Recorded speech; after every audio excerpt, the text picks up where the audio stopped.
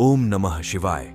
भगवान शिव के प्रिय भक्तों, आज आप श्रवण करेंगे शिव पुराण के तीसरे व चौथे अध्याय का। तो बिना किसी देरी के आइए शुरू करते हैं। तीसरा अध्याय, बिंदुक ब्राह्मण की कथा।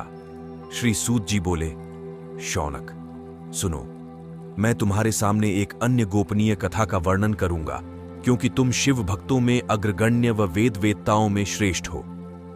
समुद्र के निकटवर्ती प्रदेश में वाशकल नामक गांव है, जहां वैदिक धर्म से विमुख महापापी मनुष्य रहते हैं। वे सभी दुष्ट हैं एवं उनका मन दूषित विषय भोगों में ही लगा रहता है।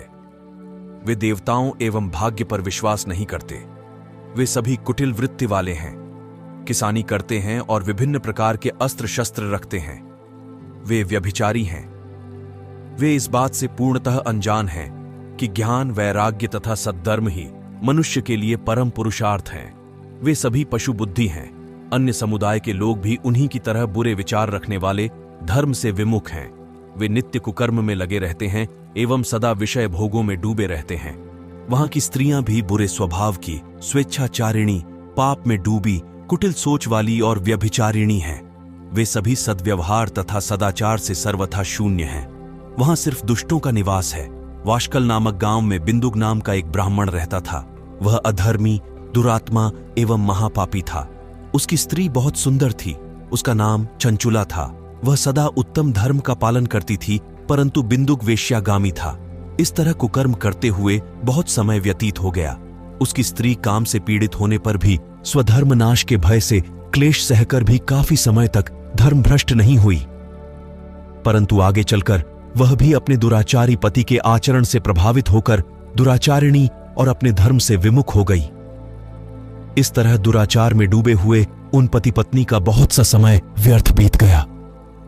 वेश्यागामी, दूषित बुद्धि वाला वह दुष्ट ब्राह्मण बिंदुक समयानुसार मृत्यु को प्राप्त हो नरक में चला गया।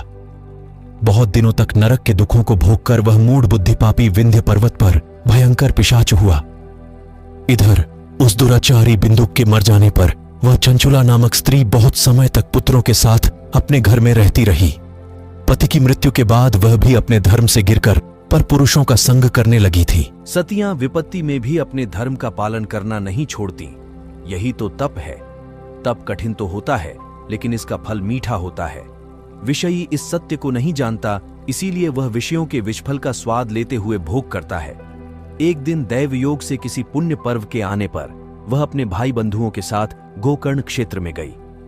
उसने तीर्थ के जल में स्नान किया एवं बंधुजनों के साथ यत्र तत्र घूमने लगी। घूमते घूमते वह एक देव मंदिर में गई। वहां उसने एक ब्राह्मण के मुख से भगवान शिव की परम पवित्र एवं मंगलकारी कथा सुनी। कथावाचक ब्राह्मण कह रहे थे कि जो स्त्रियां व्यभिचार करती हैं, वे मरने के बाद जब यमलोक जाती हैं, तब यमराज के दूत उन्हें तरह तरह से यंत्रणा देते हैं। वे उसके कामांगों को तप्त लौह दंडों से दागते हैं। तप्त लौह के पुरुष से उसका संसर्ग कराते हैं। ये सारे दंड इतनी वेदना देने वाले होते हैं कि जीव पुकार पुकार कर कहता है कि अब वह ऐसा नहीं करेगा। लेकिन यमदूत उसे छोड़ते नहीं। कर्मों का फल तो सभी को भोगना पड़ता है। देव, आर्षि, मनुष्य सभी इससे बंधे हुए हैं। ब्राह्मण के मुख से यह वैराग्य बढ़ाने वाली कथा सुनकर चंचुला भय से व्याकुल हो गई। कथा समाप्त होने पर सभी लोग वहां से चले गए।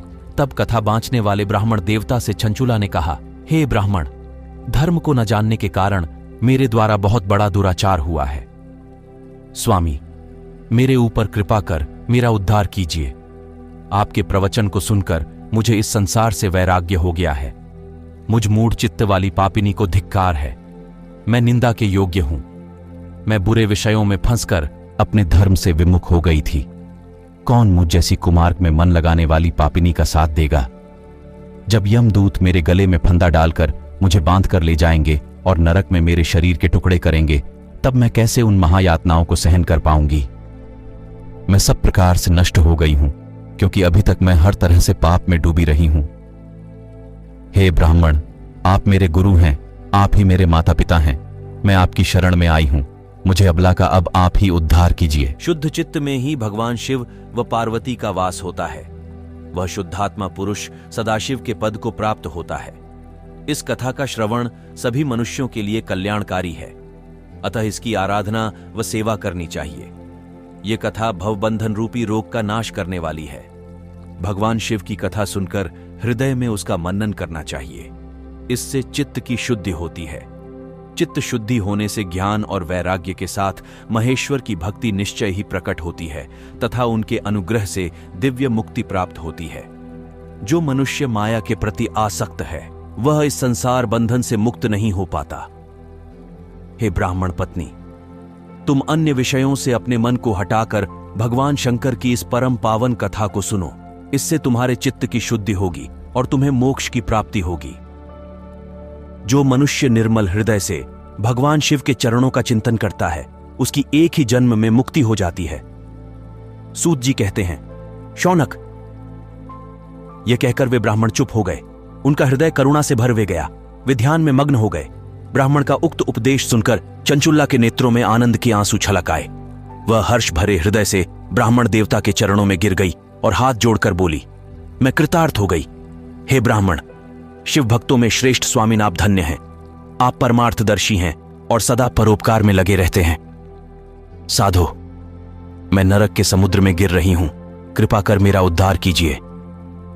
जिस पौराणिक व अमृत के समान सुंदर शिव पुराण कथा की बात आपने की है उसे सुनकर ही मेरे मन में वैराग्य उत्पन्न हुआ है। उस अमृतमयी शिव पुराण कथा को सुनने के लिए मेरे मन में बड़ी श्रद्धा हो रही है।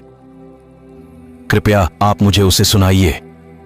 सूत जी कहते हैं, शिव पुराण की कथा सुनने की इच्छा मन में लिए हुए चंचुला उन ब्राह्मण देवता की सेवा में वहीं रहने लगी।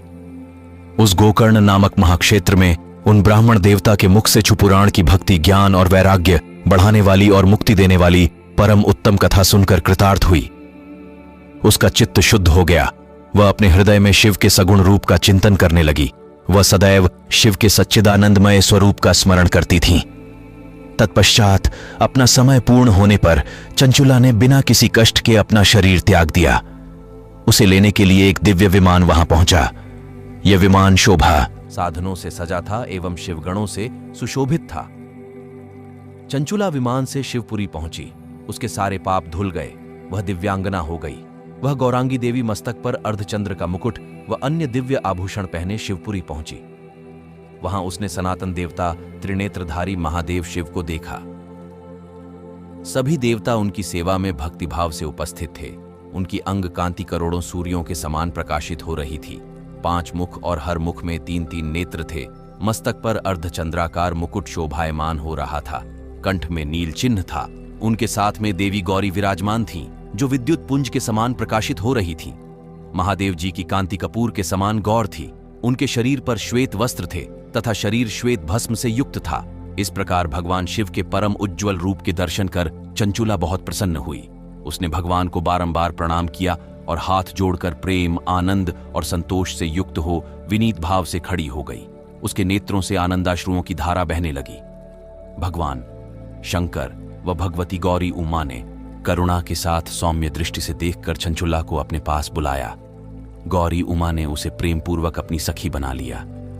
चंचुला सुखपूर्वक भगवान शिव के धाम में उमा देवी की सखी के रूप में निवास करने लगी। और यहां पर शिव पुराण कथा का 4था अध्याय समाप्त होता है। अगली वीडियो में आप 5वें अध्याय का श्रवण करेंगे, जिसमें बिदुंग की पिशाच योनि से उद्धार की कथा प्रस्तुत की जाएगी। तब तक के लिए हर हर महादेव।